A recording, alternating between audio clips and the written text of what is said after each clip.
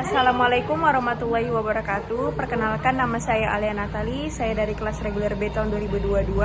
Nomor induk mahasiswa 322 312 1014. Di video ini saya akan menampilkan video yang telah saya ajarkan kepada anak murid sebagai contoh tugas strategi dan inovasi pembelajaran sejarah mengenai materi kolonialisme Portugis di Indonesia. Assalamualaikum warahmatullahi wabarakatuh. Selamat pagi adik-adik semuanya. Waalaikumsalam warahmatullahi wabarakatuh. Baik, sebelum memulai pembelajaran, ada baiknya kita absen dulu ya. Sonia, Hadir. Dewi, Hadir. Gali, Abdi, Tasya, Lutfan, Ajeng, Hadir. Tasya Nabila, Aisyah. Baik, karena sudah hadir semua, sebelum mulai pembelajaran juga kita harus berdoa menurut agama dan kepercayaan masing-masing. Berdoa dimulai. Jadi adik-adik semuanya, hari ini kita akan belajar mengenai kolonialisme Portugis di Indonesia. Nah, jadi ini saya sudah siapkan PowerPoint-nya untuk menjelaskan beberapa poin-poin penting untuk mengenai materi kolonialisme Portugis di Indonesia. Jadi pertama ini adalah video pembelajaran. Nah, sebelum saya memulai penjelasan mengenai materi ini, saya akan menayangkan video yang akan kalian tonton sama-sama agar bisa lebih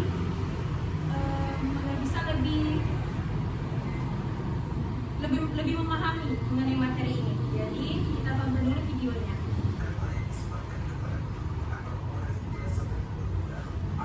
Baik, karena sudah selesai menonton videonya, jadi pembahasan pertama ini kolonialisme. Jadi kalian tahu nggak apa itu kolonialisme? Tahu, Bu. Coba jelasin apa itu kolonialisme. Kolonialisme itu adalah penjajah atau pendatang dari bangsa asing seperti Belanda. Gitu, Bu.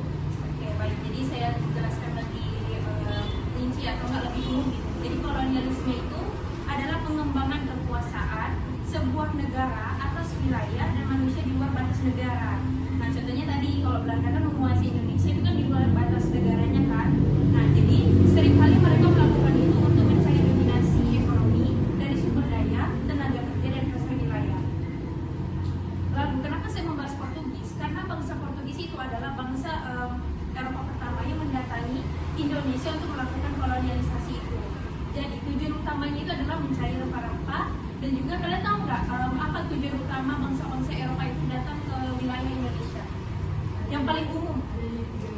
Nah, coba 3G itu apa? Lalu, jadi sekarang saya akan membahas tentang latar belakang Portugis. Yang pertama adalah jatuhnya Konstantinopel pada tahun 1453. Jadi dulu Konstantinopel, sekarang dikenal dengan Istanbul, itu adalah wilayah perdagangan atau jalur perdagangan antara Asia dan juga Eropa.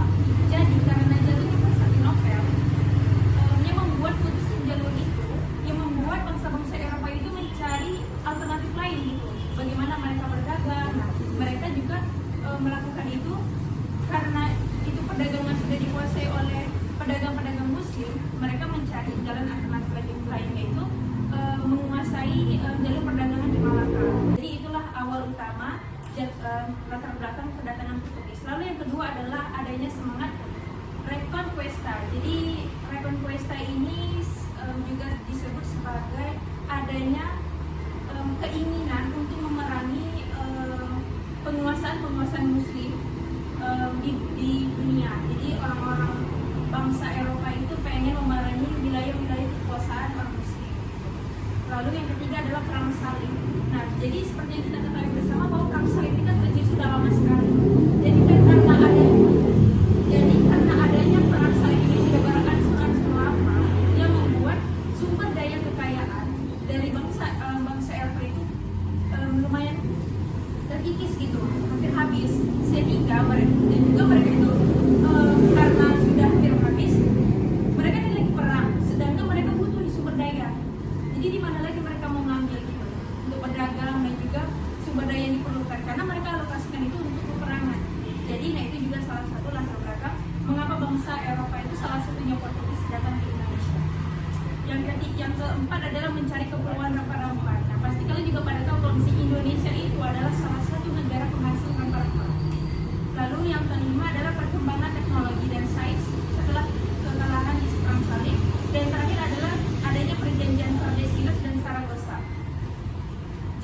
perjanjian Tordesillas ini mencakup tadi yang tadi disebutkan oleh Sonia mengenai 3G. Yang pertama glory, kekuasaan, gold emas, dan juga gospel yaitu agama. Jadi mereka menyebarkan agama, mencari sumber daya, dan juga menginginkan kekuasaan atas kepulauan Mataram tadi. Lalu ini ada strategi. Jadi ini ada yang pertama strategi. Yang pertama adalah laporan dari Da Silveira, 2 berlabuhnya armada Portugis, lalu penyerangan. Nah, jadi ini adalah strategi pertama yang dilakukan oleh bangsa Eropa untuk menjelajahi wilayah Nusantara. Jadi mereka datang ke Nusantara itu bukan hanya datang lalu menyerang, tetapi mereka datang dengan memata-matai dulu nih gimana kalau kondisi tempat perdagangan di Malaka, apakah aman apa enggak untuk didatangi dan untuk diserang. Jadi laporan dari Da Silveira ini mengatakan bahwa Malaka ini bisa diserang atau nggak bisa kita kuasai. Lalu berlabuhlah para armada Portugis itu di Malaka dan melakukan penyerangan. Setelah berhasil menguasai Malaka, Portugis meneruskan pelayaran untuk mencapai negara rempah di bagian timur Indonesia. Daerah yang dituju oleh orang-orang Portugis adalah Maluku. Jadi setelah Portugis menguasai Malaka, mereka menyelusuri Maluku. Nah, jadi ini ada tokoh-tokoh Portugis. Yang pertama adalah Bartolomé Dias. Bisa lihat. Dan selanjutnya ini juga ada tokoh-tokoh penting dari Portugis yang menelusuri wilayah Nusantara. Ada Vasco da Gama, Alfonso Albuquerque, Fernando Magalhães, dan Juan de Pedro Alvarez Cabral. Lalu daerah kolonis Portugis di Indonesia.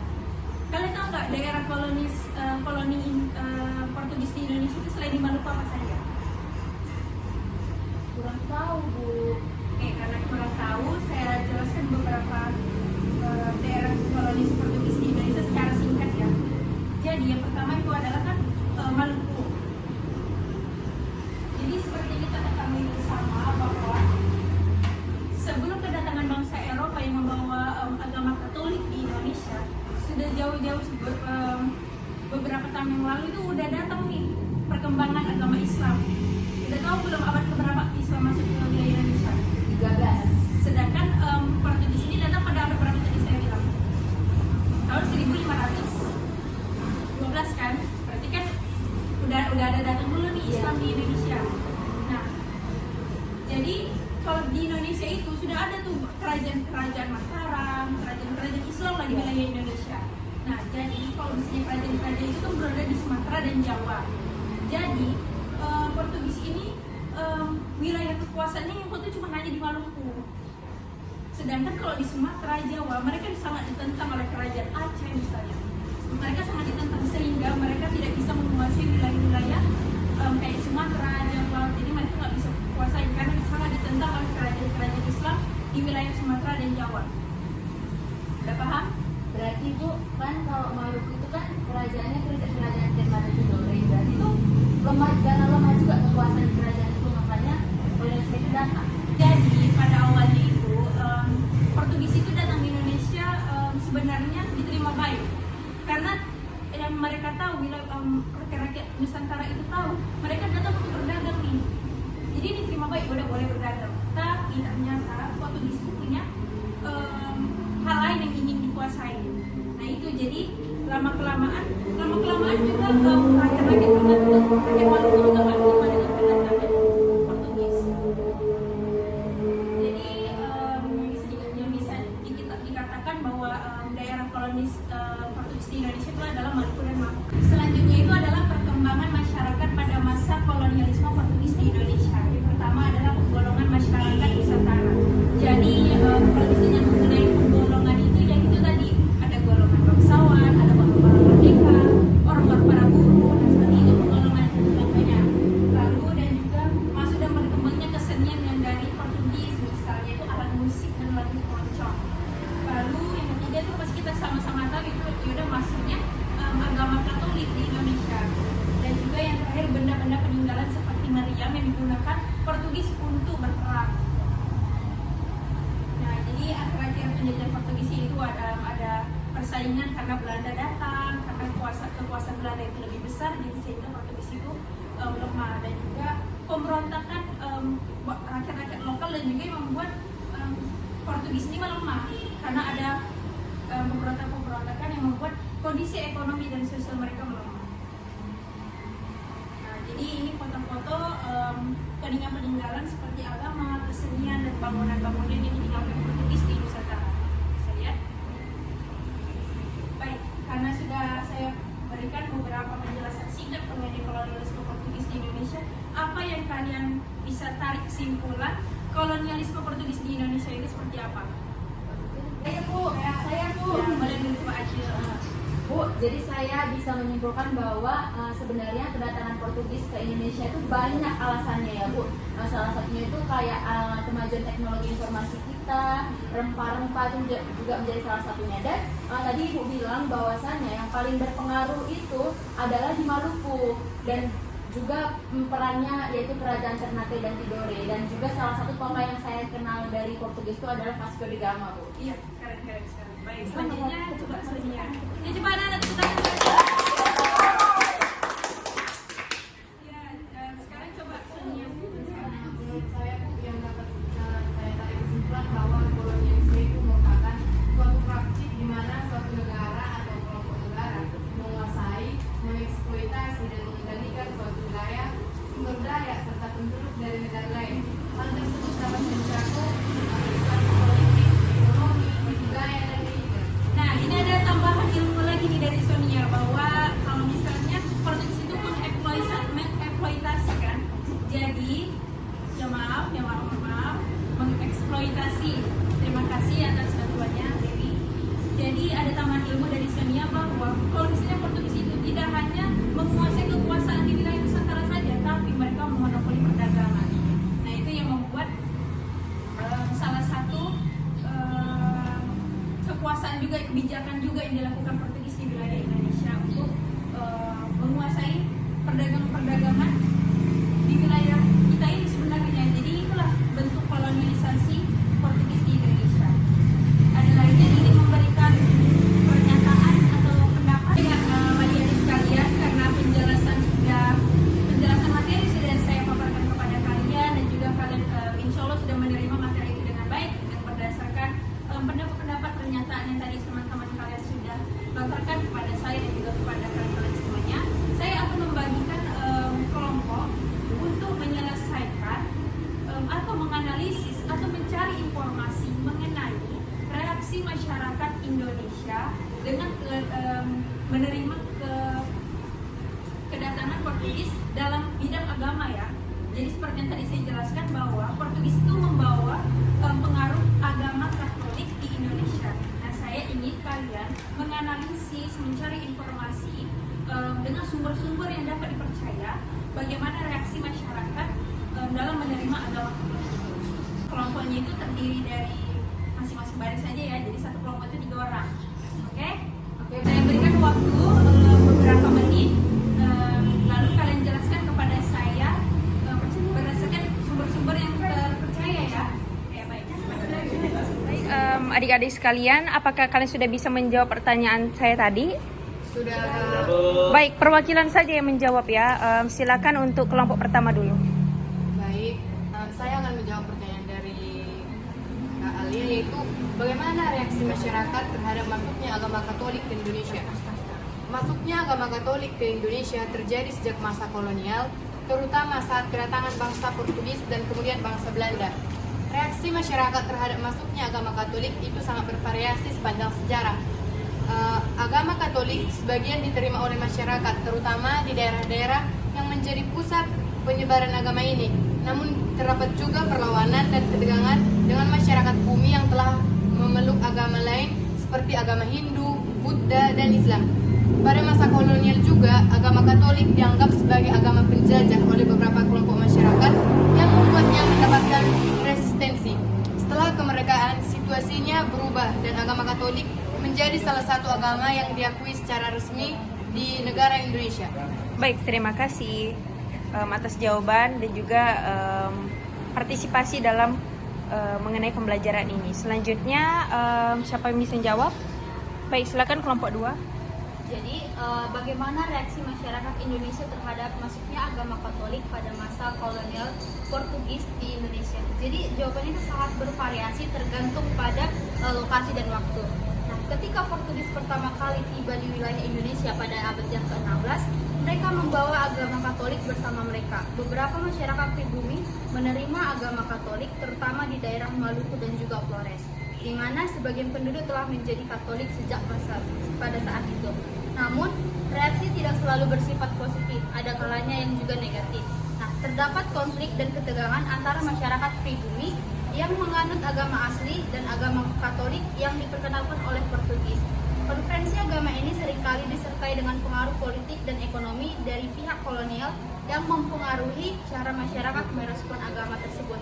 Nah, selain itu, pengaruh agama Katolik itu dapat dilihat dalam budaya dan juga adat istiadat daerah tertentu di Indonesia yang mengadopsi agama mereka sendiri. Nah, kekristenan Katolik tersebut menjadi bagian penting dalam kehidupan beberapa kelompok masyarakat di Indonesia. Meskipun perubahan sosial dan sejarah telah membentuk beragam respon terhadap agama ini di seluruh wilayah Indonesia. Terima Mungkin kasih itu Dewi. saja. Terima kasih, jawabannya sangat bagus sekali. Selanjutnya, Saya Bu. ya, silakan. Baik, di sini saya akan menjawab tentang pertanyaan bagaimana reaksi masyarakat Indonesia terhadap agama Katolik yang datang ke Indonesia. Jadi seperti yang sudah saya baca dan saya juga pernah mendengar tentang cerita ini, bahwasanya seperti yang sudah Ibu jelaskan tadi, bahwasanya bangsa Portugis datang jauh setelah bangsa Islam atau agama Islam datang di Indonesia, itu abad ke-13, dan ada juga yang berkata bahwasanya Islam datang pada abad ke-7. Jadi bisa dibilang bahwasanya bangsa Portugis dan agama Katolik ini datang sesudah bangsa atau agama Islam itu datang ke Indonesia.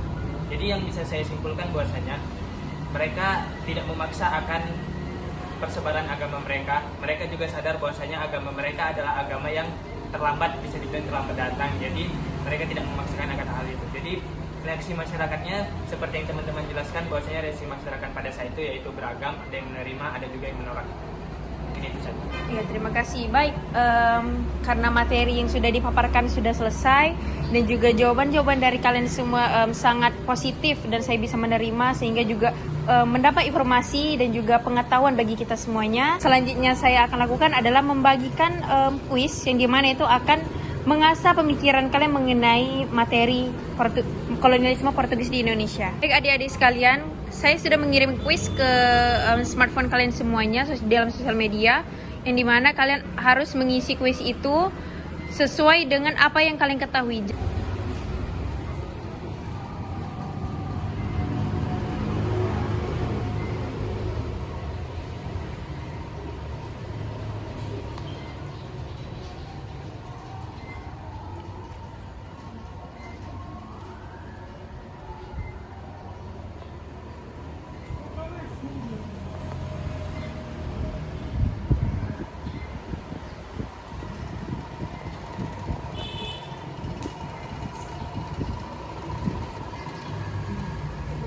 Adik-adik sekalian, demikianlah pembelajaran kita hari ini. Semoga apa yang tadi saya sampaikan dan juga apa yang kalian paparkan kepada teman-teman dan juga kepada saya menjadi ilmu yang bermanfaat bagi kita semuanya. Assalamualaikum warahmatullahi wabarakatuh. Selamat siang semua.